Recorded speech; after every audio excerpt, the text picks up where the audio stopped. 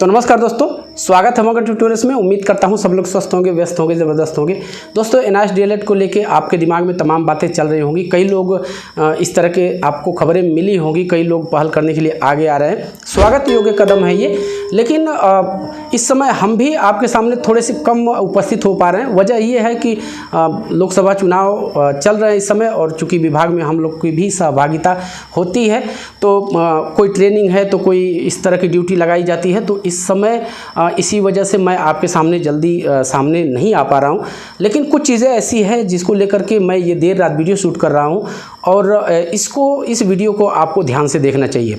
ध्यान से इसलिए देखना चाहिए क्योंकि कुछ समय पहले आप कहेंगे तो मैं वो क्लिप चला दूंगा, लेकिन आप लोग चूँकि जुड़े हुए हैं तो आपको पता होगा। मैंने कहा था कि जो भी फंड इकट्ठा हो रहा है, यदि कोई भी व्यक्ति, चाहे कोई भी व्यक्ति हो, यदि उस फंड का एनआईएएस डीएलएड को छोड़ करके यदि वो अपने व्यक्तिगत हित में इस्तेमाल करने की कोशिश करेगा तो हम ऐसा होने नहीं देंगे।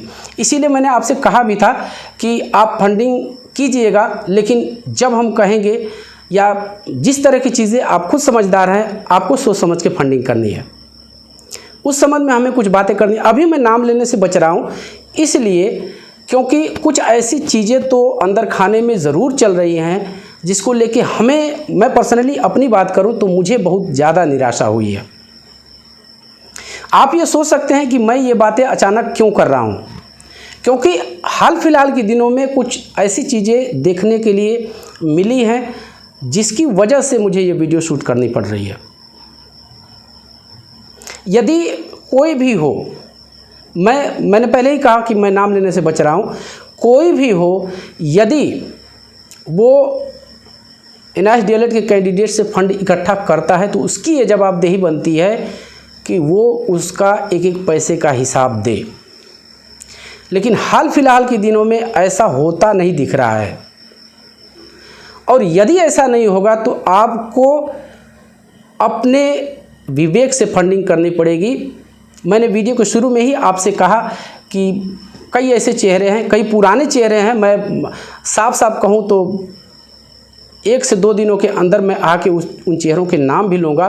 कोई भी शख्स हो, और हम कहें कि चाहे उसके ऊपर कितने भी गंभीर आरोप लगे हों, लेकिन यदि वो एनआईएएस डीएलएड के कार्य को, चाहे वो कोर्ट का हो, ज़मीन पे हो, और भी सपोर्टिव कार्य है, यदि वो कर रहा है तो एनआईएएस के अभ्यर्थियों के लिए वही व्यक्ति अच्छा है, न कि ऐसा व्यक्ति जो बीच रास्ते में संघर्ष ही छोड़ने की बात करे। मेरा इशारा आप लोग समझिएगा। मैं नाम लेने से बच रहा हूँ, लेकिन जल्दी ही मैं, यदि जो चीज़ें सामने अभी घटनाएं घटित हो रही हैं, यदि उनका समाधान नहीं होता, कोई संतोषजनक उसका जवाब नहीं मिलता, तो जल्दी ही मैं नाम भी डिस्क्लोज करूँगा और मैं आपको बताऊँगा कि एनआईएएस डीएलएड के लिए वास्तव में सीरियस कौन है। ऐसा नहीं है कि आप 10 कदम चले, 10 कदम आप आगे चलते हैं और 20 कदम पीछे हटे। ऐसे तो पूरा खेल बिगड़ जाएगा। आप कमेंट करके बताइए, यदि आप, ठीक है, आपने एक संघर्ष को आगे बढ़ाया, चाहे वो कोई भी हो, मेरा इशारा आप लोग समझ रहे हैं, और जब तक एक व्यक्ति कोई चाहे, बिना टीम वर्क के एक व्यक्ति चाहे, मैंने आपसे हज़ारों बार ये बातें कही हैं कि एक व्यक्ति के बस की ये बात नहीं है, और एक व्यक्ति यदि कार्य करने के लिए आगे आए भी तो वहाँ पे जब तक 10 लोग मॉनिटर करने वाले नहीं हो, तब तक वहाँ अनियमितता की हमेशा संभावना रहेगी। और पैसा दोस्तों ऐसी चीज़ है जो अच्छों का दिमाग ख़राब कर देता है।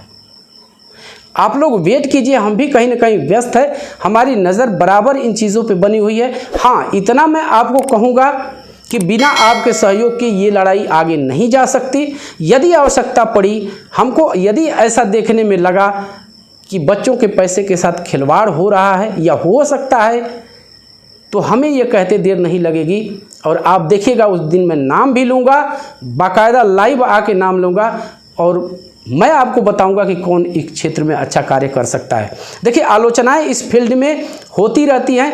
हमने भी बहुत से लोगों की आलोचनाएं की, लेकिन उससे कोई पर्सनल दुश्मनी नहीं है।